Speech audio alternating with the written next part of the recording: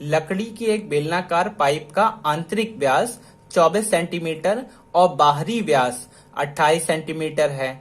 इस पाइप की लंबाई 35 सेंटीमीटर है। इस पाइप का द्रव्यमान ज्ञात कीजिए। 1 सेंटीमीटर क्यूब लकड़ी का द्रव्यमान 0.6 ग्राम है। तो लकड़ी के एक बेलनाकार पाइप का आंतरिक व्यास 24 सेंटीमीटर दिया गया है। तो जब पाइप की बात हम करते हैं तो पाइप के अंदर दो प्रकार के व्यास होते हैं। ये आपको मैं यहाँ पे दिखाता भी हूँ। ये देखिए हमारे पास एक पाइप है। तो पाइप के अंदर दो प्रकार के व्यास होंगे, एक आंतरिक व्यास होगा, एक बाहरी व्यास होगा। जैसे ये यहां से लेकर के यहाँ दूसरी जगह तक अंदर की बात हो रही है, तो वहां से वहां तक की जो दूरी होगी वो आंतरिक व्यास कहलाएगी। इस पॉइंट से इस पॉइंट तक की दूरी, जो अंदर से यहां तक की दूरी आंतरिक व्यास कहलाएगी, और बाहर वाली जगह से बाहर वाली तक की दूरी बाहरी व्यास कहलाएगी। तो दो प्रकार के व्यास इसमें होते हैं, एक आंतरिक व्यास जो अंदर होता है और एक बाहरी व्यास जो बाहर होता है। यहाँ पे आपको दिख रहा होगा कि पाइप अंदर से खोखला होता है। पाइप अंदर से खोखला होता है अर्थात उस पाइप के अंदर तो कोई चीज होगी ही नहीं। जो उसमें मटेरियल लगा होगा वो इस मोटाई में लगा होगा। अर्थात अगर हमें पाइप का आयतन निकालना है तो उसके लिए हमें इस मोटाई के आयतन को निकालना पड़ेगा। इस मोटाई के आयतन को निकालने के लिए हम क्या करेंगे, हम सबसे पहले संपूर्ण पाइप का आयतन निकालेंगे। और चूंकि अंदर तो कुछ है नहीं, अंदर खोखला है, तो अंदर वाला जो खोखलापन है उसके आयतन को घटा देंगे। अर्थात पहले इस तरह से केवल अंदर के आयतन को देखिए, इस अंदर वाले आयतन को निकाल लीजिए, और जो बाहर वाला आयतन होगा उसके अंदर तो ये अंदर वाला सम्मिलित होगा, और चूंकि अंदर वाला वास्तव में तो है ही नहीं, इसीलिए अंदर वाले आयतन को उस बाहर के आयतन में से घटा दीजिए। यही आयतन कहलाएगा पाइप का आयतन। तो चलिए निकालते हैं इस चौड़ाई के आयतन को। तो बेलनाकार पाइप का आंतरिक व्यास दिया गया है। यहां पे मैं आपको बना के पाइप का स्ट्रक्चर दिखा देता हूं। यहां पे आप देख सकते हैं ये आंतरिक हो गया और ये पाइप की मोटाई हो गई। ये आंतरिक व्यास, वो पाइप की मोटाई, और वो बाहरी व्यास। तो ये जो है पूरा ये बाहरी व्यास है। ये दिया गया है हमें 28 सेंटीमीटर। और ये जो आंतरिक व्यास है, ये आंतरिक व्यास हमको दिया गया है 24 सेंटीमीटर। तो इस हिसाब से अगर देखा जाए तो आंतरिक त्रिज्या क्या हो जाएगी, त्रिज्या व्यास की आधी होती है। तो आंतरिक व्यास अगर 24 है तो त्रिज्या हो जाएगी उसकी आधी अर्थात 12 सेंटीमीटर। और बाहरी त्रिज्या क्या हो जाएगी, बाहरी त्रिज्या हो जाएगी बाहरी व्यास की आधी अर्थात 28 का आधा हो जाएगा 14 सेंटीमीटर। तो इस तरह से हमने आंतरिक और बाह्य त्रिज्याएं ज्ञात कर ली। बाहरी त्रिज्या बड़ी है इसलिए इसको कैपिटल आर नाम दे देते हैं, और आंतरिक त्रिज्या छोटी है इसीलिए इसको नाम दे देते हैं स्मॉल आर।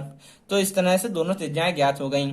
तो अब बाहरी के आयतन में से अंदर वाले आयतन को हम घटा देंगे। तो पाइप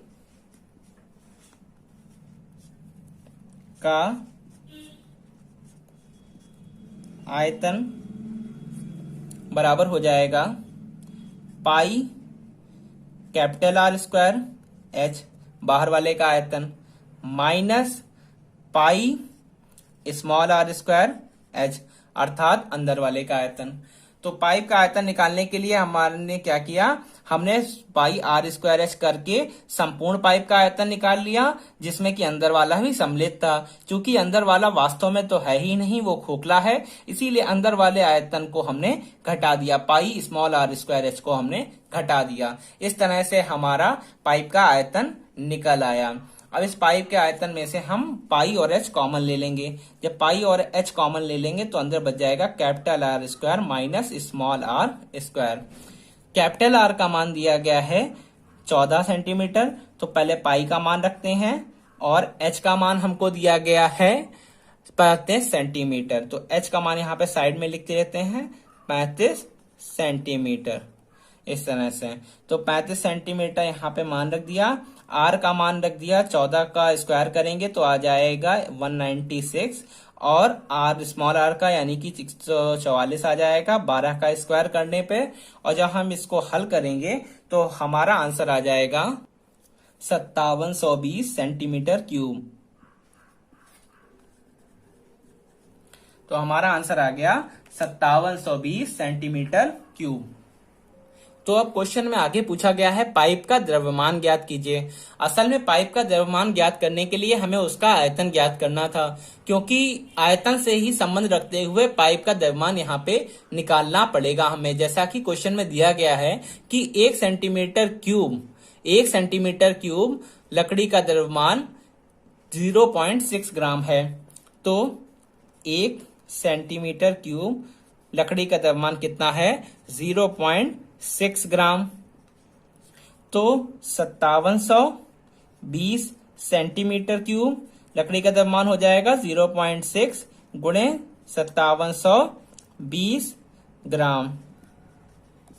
अब इसकी यहाँ पे गुणा कर ली जाएगी। जब हम इसकी गुणा कर लेंगे तो हमारा आंसर आ जाएगा 3432 ग्राम।